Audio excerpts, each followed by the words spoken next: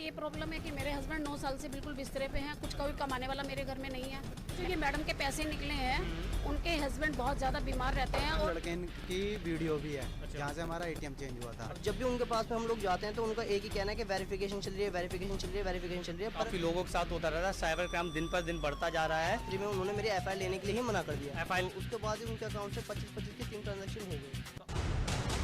नमस्कार, मैं अजीत साक्य और आप देख रहे हैं आप अभी तक। इस टाइम हम मौजूद हैं गाजियाबाद में, और गाजियाबाद में साइबर क्राइम की केसेस लगातार बढ़ते जा रहे हैं। इसमें साइबर क्राइम वाले क्या कर रहे हैं और लोकल पुलिस क्या कर रही है गाजियाबाद से, इसी को लेकर कुछ लोगों की मेरे पास शिकायत आई है, तो उन्हीं से हम बात करेंगे। आपका नाम?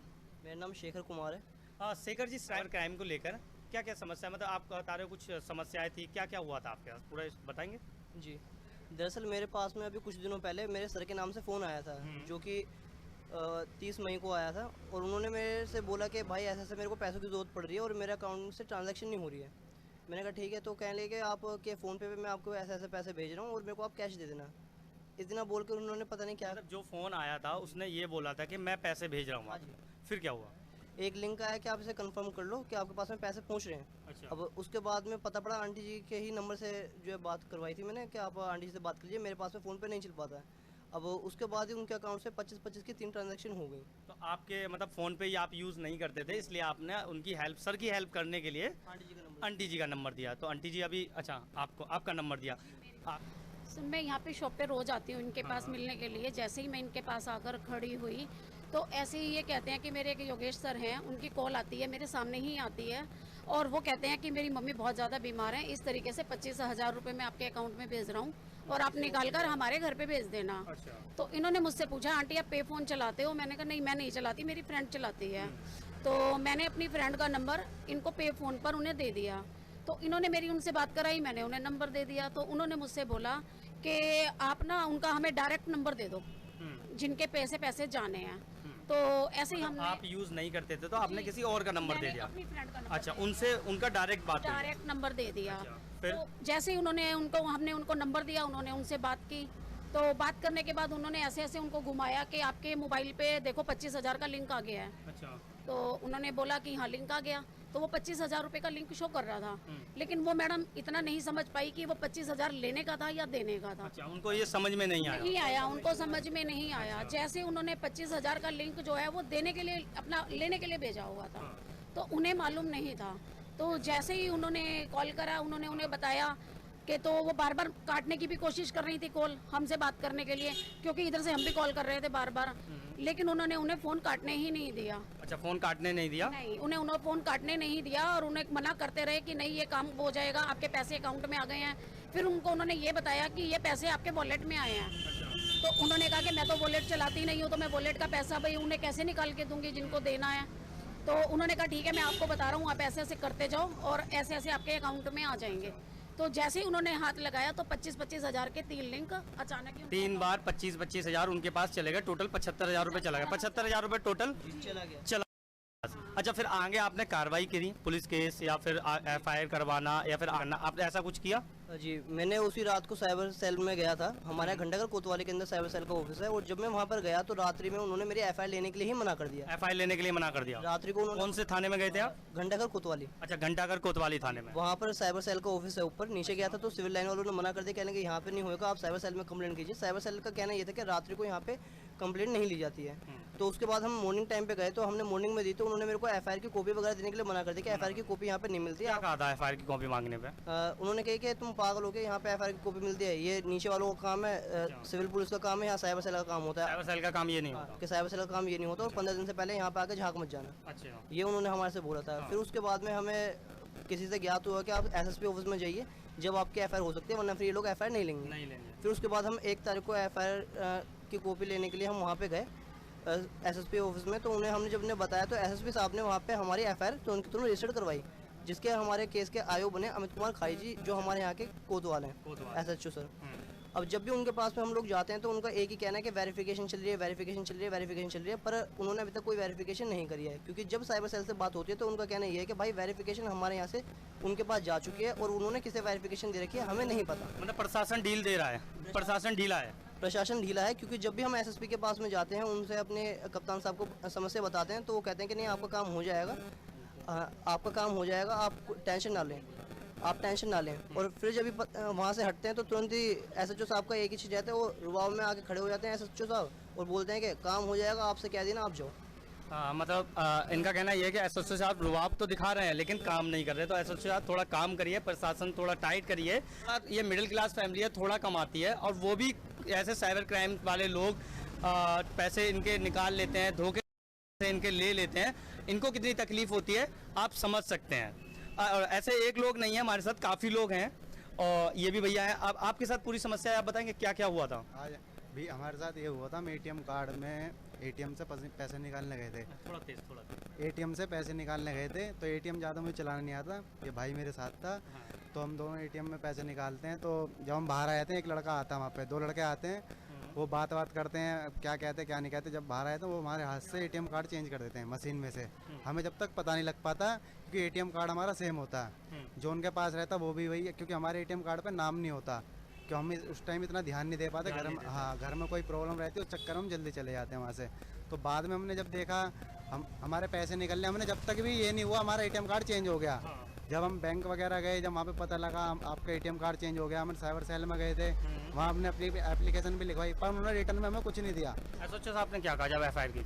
SHO साहब ने ये कहा था आप जाइए, आपका काम हो जाएगा। यहाँ से हमने लिख दिया है। कितना समय हो गया इस बात को भी करीबन 2 महीने 1.5-2 महीने। 2 महीने में अभी तक काम नहीं हुआ? कुछ नहीं हुआ, ये बस ये कह देते हैं कार्रवाई चल रही है, आपका काम चल रहा है, हो जाएगा काम, हो जाएगा। अभी तक ये लगा लो कितने पैसों का फ्रॉड हुआ था? 1,55,000। 1,55,000 का, ये बहुत बड़ी रकम है एक आम इंसान के लिए। तो कृपया करके इनकी समस्याओं को समझिए।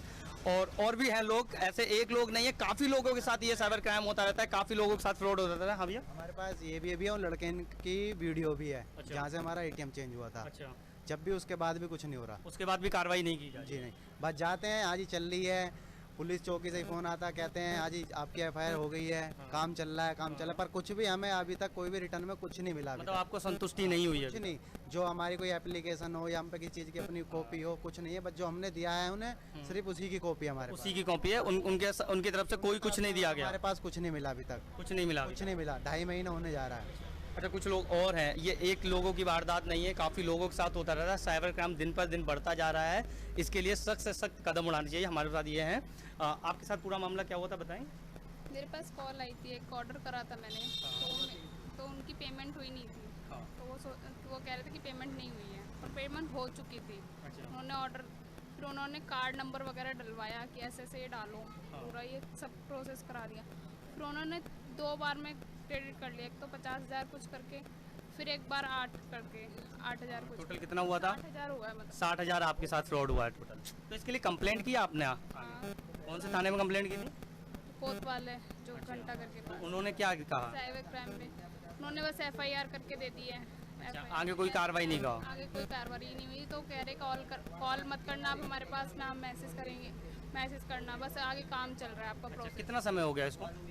हो गया इसको, टाइम हो गया इसको, हो गया 1 मंथ के करीब हो गया। 1 महीने से ज़्यादा हो गया। 1 महीने से। तो अभी आप क्या चाहते हो? चाहते पेमेंट आ जाए। पेमेंट आ जाए, मतलब जो फ्रॉड हुआ है उनको पकड़ा जाए और आपका पैसा जो आपका गया है वो वापस आ जाए, यही चाहते हैं आप?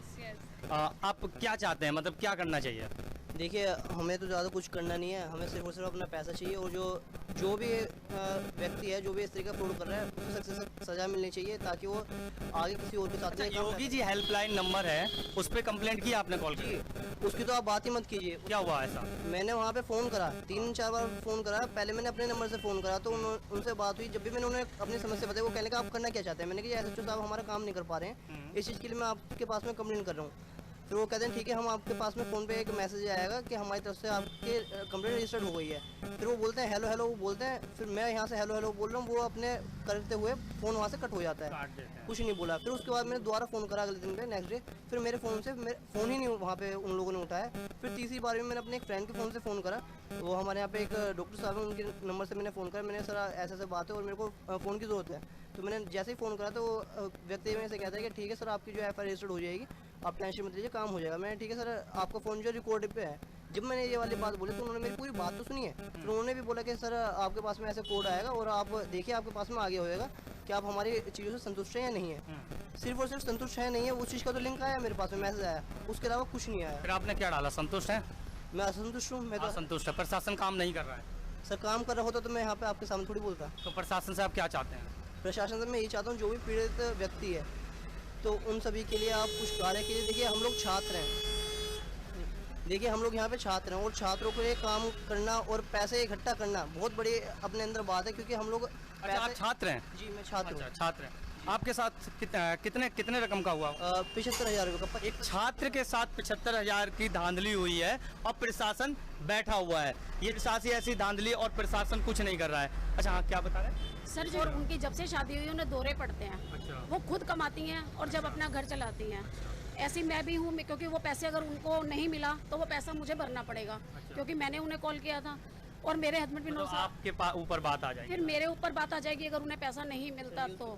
और मेरे साथ ये प्रॉब्लम है कि मेरे हस्बैंड 9 साल से बिल्कुल बिस्तरे पे हैं, कुछ कोई कमाने वाला मेरे घर में नहीं है। मैं भी अपना घर खुद चलाती हूँ, कैसे चलाती हूँ, तो हमारे लिए तो ये समस्या बहुत बड़ी हो चुकी है। तो किसी भी तरीके से हम तो यही चाहते हैं कि उनका पैसा उन्हें वापस मिल जाए। जी, आप प्रशासन से ये चाहती हैं उनका पैसा उनको? कि मेरी फ्रेंड भी ऐसी है, उनके हस्बैंड को दौरे पड़ते हैं और मेरे हस्बैंड पैरालाइज हैं, वो भी बिस्तरे पे पड़े हैं और मेरे घर में कोई कमाने वाला नहीं है और ना ही उनको। तो जब साइबर क्राइम के पास गए थे तो उन्होंने कोई क्या क्या कहा था?